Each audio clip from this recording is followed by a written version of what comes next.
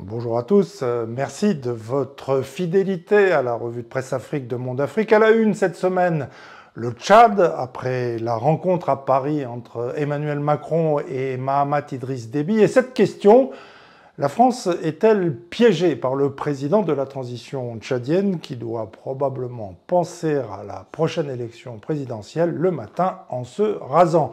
La question, à bon droit, mérite d'être d'autant plus posée que l'alliance entre le Tchad et les Émirats arabes unis se renforce.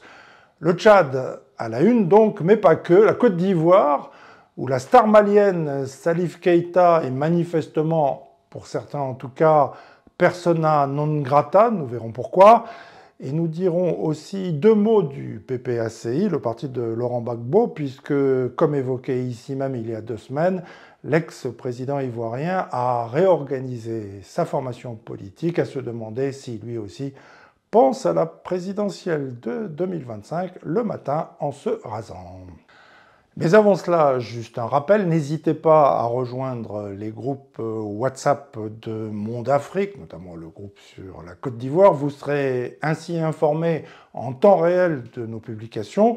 Vous pouvez désormais le faire dès la page d'accueil de notre site en positionnant le curseur sur l'onglet décryptage, ce qui fera apparaître les liens d'inscription. En 2 clics, vous faites votre demande, c'est facile et c'est gratuit.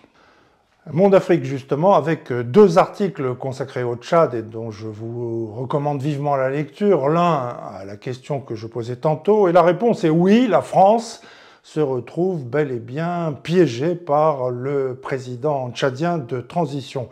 En acceptant d'accueillir à bras ouverts au Tchad les soldats français renvoyés du Niger, Mahamat Idriss Déby enlève à la France toute possibilité de s'opposer à sa stratégie pour se maintenir au pouvoir après la prochaine élection présidentielle. Le président tchadien vient en effet d'être récemment reçu en grande pompe à l'Élysée, en sachant très bien que, comme le souligne Monde Afrique, la France a aujourd'hui davantage besoin de lui que lui d'elle. Alors, que se sont dit les 2 présidents? En parlant des Français, Mahamat Idriss Déby a probablement tenu ce langage. Je vous ai accueilli au Tchad alors que vous êtes chassés de partout au Sahel.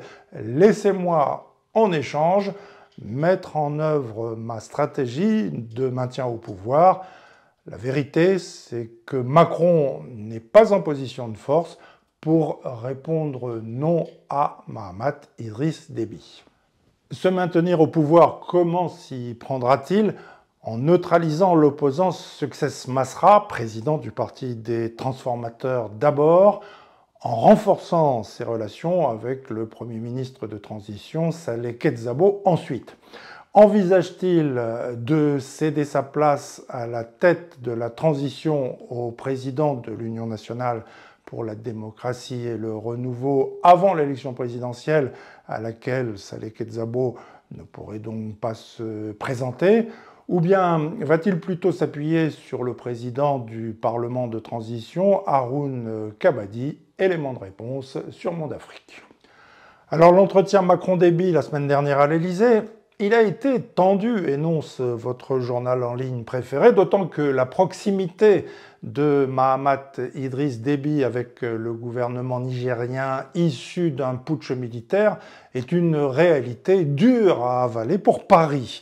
Le chef de l'État tchadien connaissant bien le Premier ministre nigérien qui lui est apparenté. À l'Élysée, le fils Déby a rappelé à Emmanuel Macron que son pays n'était pas membre de la CEDEAO et que l'opposition de la population à la présence militaire française s'amplifiait. Or, le Tchad se rapproche davantage des Émirats arabes unis, dont dépend pour beaucoup sa survie, sans oublier le Qatar. À présent, N'Djamena exige beaucoup de la France, encore plus de discrétion de la part de la DGSE et un financement conséquent de Paris pour les milliers de combattants des groupes armés du nord du pays qui doivent être inclus dans une paix retrouvée.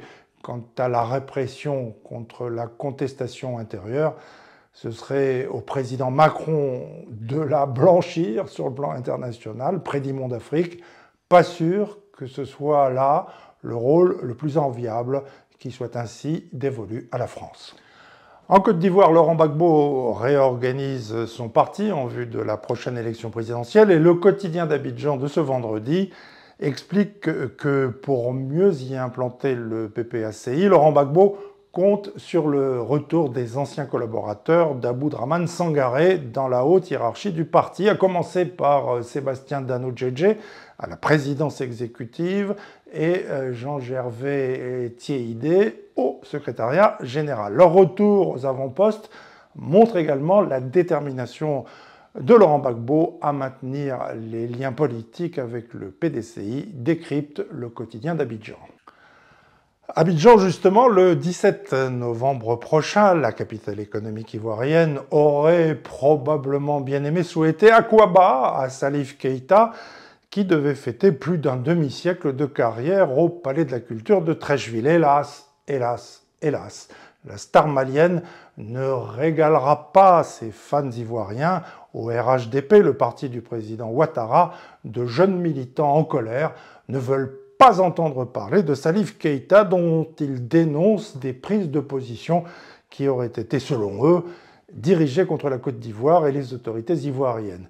Comme l'explique à Bamako le quotidien L'Essor, ces militants reprochent à la star son soutien aux autorités maliennes dans l'affaire des 49 soldats ivoiriens interpellés, jugés, condamnés, puis graciés par le président de la transition, le colonel Assimi Goïta.